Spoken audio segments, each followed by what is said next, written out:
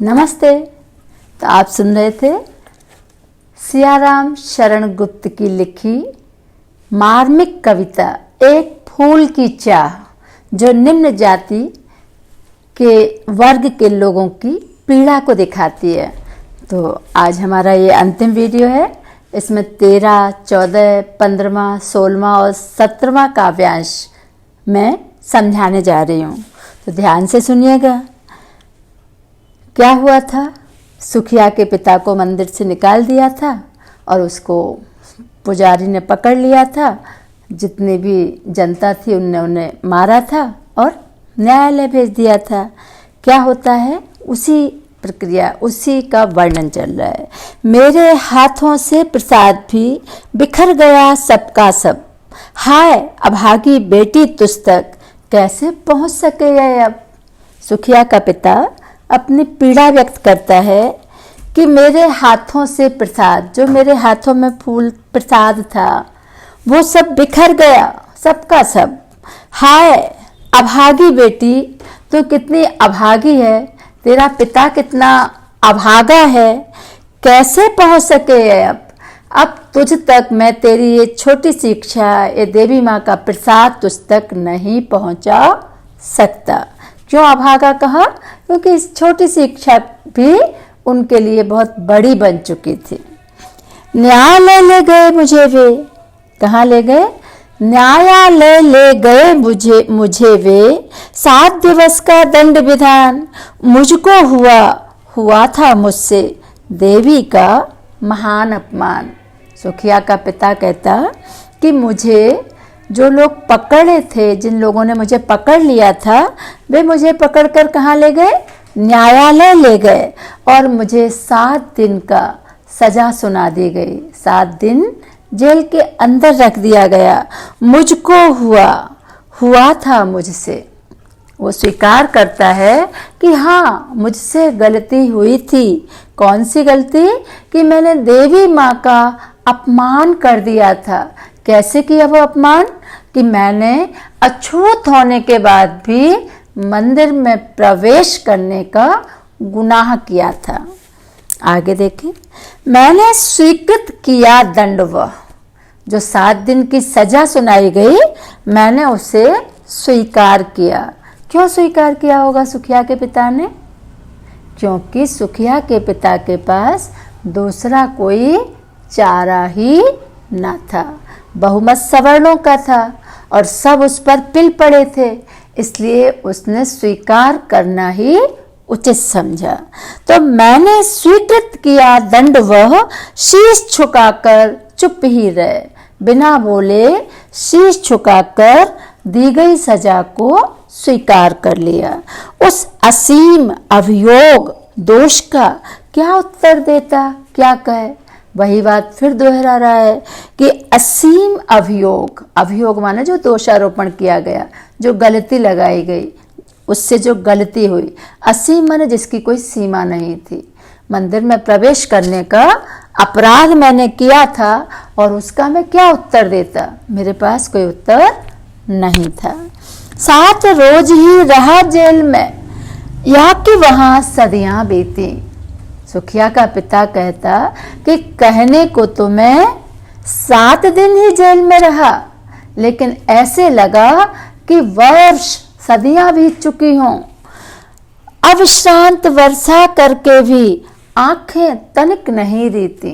एक पिता का अथाह दुख दिखाया जा रहा कि लगातार, अविश्रांत माने बिना विश्राम किए, अनवरत, लगातार रोने के बाद भी आंखों से अश्रुधारा अनबरत बहती रही, लेकिन हमारा दिल हल्का नहीं हुआ। आंखें रीति नहीं, अर्थात दर्द वहीं का वहीं भरा हुआ था। अगली पंक्तियां। दंड भोग कर जब मैं छूटा, न्यायालय में 7 दिन का सजा सुनाई गई, 7 दिन की। इसके बाद जब वो लौटा तो वो वर्णन इन पंक्तियों में है कि दंड भोग कर जब मैं छूटा, पैर न उठते थे घर को। एक दर्द से भरे दुखियारे पिता की कहानी है कि जब उसने अपनी सजा पूरी कर ली और जब उसको घर की तरफ जाना था, जेल से रिहाई कर दी गई, छुट्टी मिल गई, तो पैर न उठते थे घर को, उसके पैर घर की तरफ बढ़ ही नहीं रहे थे। क्या कारण हो सकता है? वही आशंका, डर कि कहीं सुखिया को कुछ हो ना गया हो। उस समय मोबाइल नहीं थे, फ़ोन नहीं थे, कोई संदेश नहीं जाता था, कोई मिलने नहीं गया होगा, इसीलिए उसने ऐसा लिखा कि पैर न उठते थे घर को, पीछे ठेल रहा था कोई, भय जर्जर तन पंजर को। 7 दिनों में वह भी और अधिक दुबला हो गया था, काया शरीर उसका और कृश हो गया था। तो इसने लिखा, कवि ने ऐसे वर्णन किया कि पीछे ठेल रहा था, मेरे पैर आगे की बजाय पीछे की तरफ जा रहे थे। भय जर्जर तन पंजर को, जर्जर माने कमजोर, तन माने शरीर, पंजर माने पिंजरा, और भय माने भय से हमारा शरीर आकुलित व्याकुलित था, काया कमजोर हो चुकी थी, और हमारा ये अस्थियों का पिंजरा आगे बढ़ने को तैयार ही नहीं था। पहले की सी लेने मुझको नहीं दौड़कर आई वह।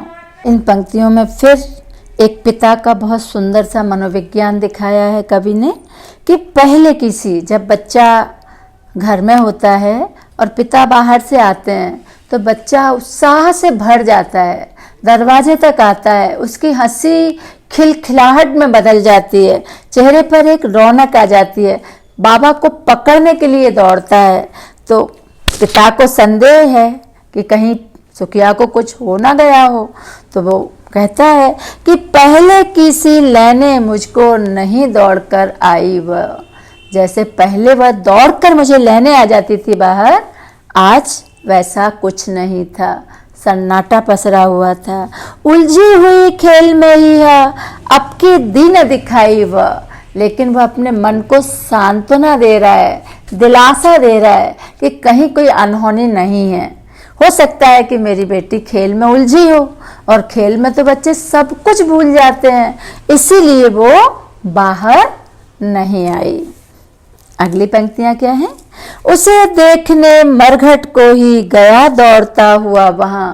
इतनी देर में तो सब पता चल गया कि अब सुखिया इस संसार में नहीं है। उसे देखने मरघट को ही गया दौड़ता हुआ वहां। जैसे ही सुखिया ने ये खबर, सुखिया के पिता ने सुखिया के मृत्यु की खबर सुनी, वो उल्टे पैर श्मशान की तरफ, जहां शव जलाए जाते हैं, उस मरघट या श्मशान की तरफ दौड़ता हुआ चला गया। मेरे परिचित बंधु प्रथम ही फूंक चुके थे उसे वहां, लेकिन मेरे रिश्तेदार, परिचित माने संबंधी, बंधु माने भाई लोग, परिवार के लोग, कुटुंब के लोग, जान परिचित फूंक चुके थे उसे वह, जहां वो पहले ही श्मशान में उसकी चिता को आग लगा चुके थे। अर्थात मुझे उसकी देह देखने को भी नहीं मिली।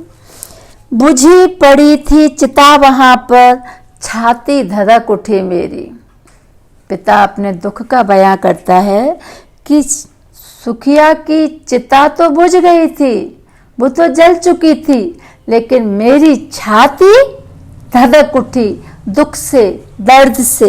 हाय फूल सी कोमल बच्ची, हुई राख की थी ढेरी। मेरी प्यारी मासूम छोटी सी चंचल, मेरे घर की रौनक अब राख की ढेरी में बदल चुकी थी। अर्थात उसकी मृत्यु हो चुकी थी और उसकी देह को जला दिया गया था।